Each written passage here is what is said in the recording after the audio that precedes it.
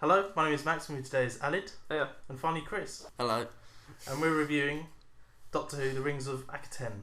I watched it on BBC iPlayer, and my mum said it was rubbish. So I thought, if she thinks it's rubbish, I must think it's rubbish. It can't be that bad. And I watched it, and it was that bad. It wasn't London 2012. It wasn't No. I could watch it again. Yeah. Am I being unfair? No. What was bad about it then? Is it just the fact no, that nothing I think was good about overall it was bad. For me, like a lot of the people I've read that review and stuff, I feel similar. That it was okay. Yeah. Pretty much up until they sort of try and sacrifice the girl and she starts singing. Up until that point, like the aliens and the Doctor being all wacky and everything, it's like that standard Doctor Who. Nothing new there, new companion. But that was right near the beginning. Exactly, that's what I'm saying. It's like it started off fine. Well, no, wait, pretty standard for this sort of era of Doctor Who. I'll tell you what I thought. You know the beginning bit where Clara's mum and dad met, and he said, "Oh yeah, I forgot about that." Here's the leak that this had to grow at that particular start, at that particular time. I was going the word. Yeah, so was I. Do you know who wrote that episode? Yeah, it's Neil. And it's Neil Cross. Yeah. He should stick to writing Luther because he can't write sci-fi for shit. And he's writing he's writing not next week's episode. It might be the weeks after. Yeah. And it's making me really not look forward to that one now. But as you said, the planet was nice, and the asteroids. That's nice. It looked okay. And the different aliens and stuff. Yeah, but it just went up to the bit where the girl was being sacrificed. It just, I don't know. It seemed rushed. From that point onwards, it didn't just feel rushed. It felt incredibly weak. It's not like they had plot that was rushed. It was like shit was rushed. There was nothing, yet it was still rushed. I've never really felt that before. And I was getting confused between where they were, because I thought that where they were standing was the whole thing didn't make sense whatsoever. I thought, nothing was clear. Was he a god, that son? Don't know. Don't know. What was it? Did it die? Did it just piss off?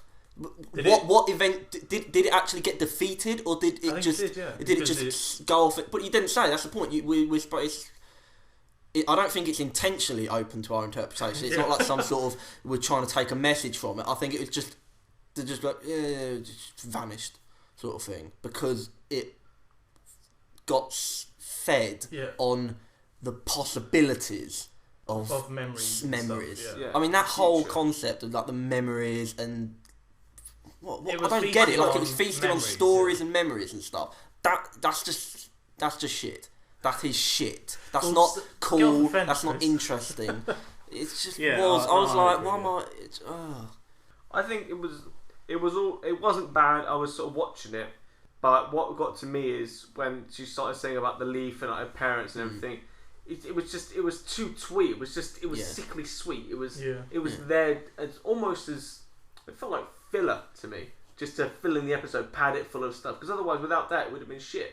And I thought the god disappeared because her story was so bloody boring. I thought, stuff this, and went away. Like I had in my head, I thought, okay, fair enough, yeah. This is the most important leaf in the universe. It's just so sickening. I know exactly what you mean. It's like, yeah, fine, okay, you can throw that it's for kids and all of that, but even a kid isn't going to care about that. That's not going to inspire a kid or touch a kid in an emotional way or anything like that. It's not. It just isn't. I think there was one paragraph from the story that I quite liked when the Doctor explained about atoms and the atoms in her body, and that's scientifically true. And I hadn't heard that on every single space documentary I've ever seen, which is a lot, then I'd like it. But that's such a common thing. But for kids, you don't know that. For kids, that's mind blowing. That really is. Yeah. So obviously, I'm not having a go at that. But that's what's good about Doctor Who, and that's what educating kids. I did like when I think Matt Smith's Doctor needs to do it more. You know, when his speech. His speech. That needs to happen more with Matt Smith. He's too wacky.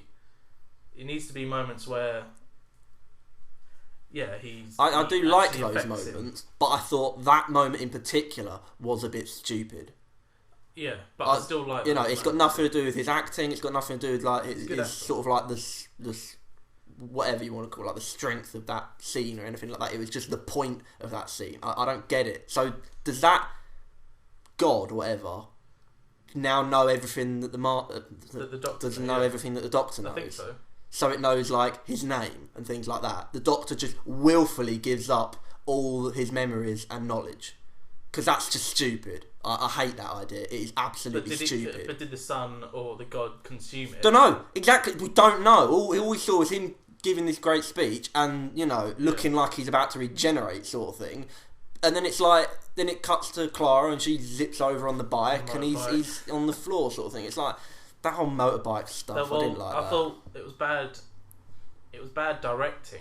It was poorly put together. You know, the first time they get on the motorbike and they're going across that thing. Poor shots. Yeah. Poor suddenly they're there. It just cut from bad cutting, bad editing. It was bad. Oh, so this is the BBC. That shouldn't have been that bad. Sonic Screwdriver.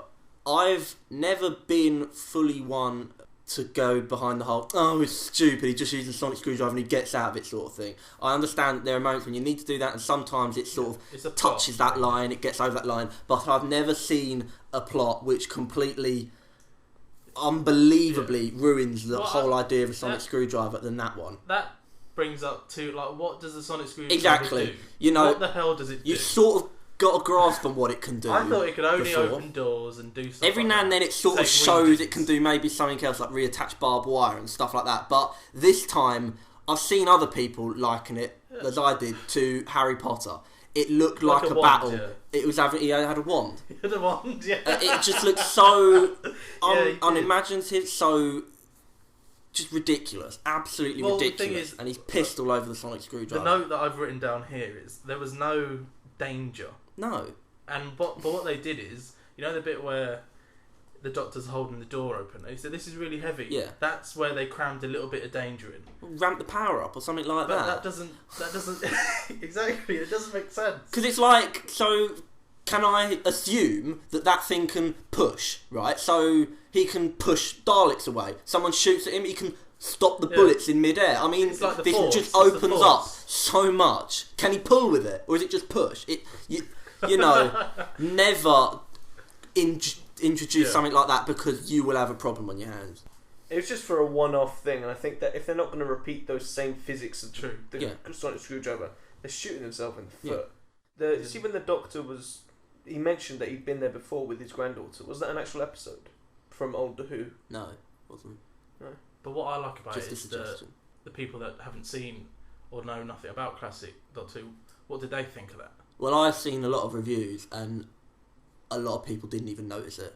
Because there are some people, like, in like the forums section and comments, someone would go, oh, I love that reference, sort of thing. And people go, what reference? What are you talking about? A lot of people just didn't even pick up on it, sort of thing.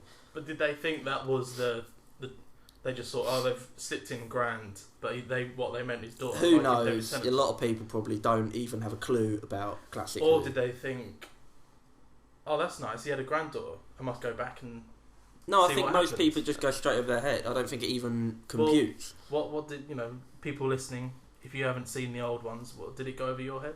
Comment. Next week's episode, this is the one that I've been waiting for. Second. Because the Ice Warriors are back. Liam Cunningham is in it. Davos, for Game of Thrones fans. And it just looks good. That one looks like it has the potential to be one of the best episodes in all of New Who. That's our review of Doctor Who, The Rings of Akhaten. We'd like to hear from you. Comment and subscribe to our channel. But from us, thank you for watching.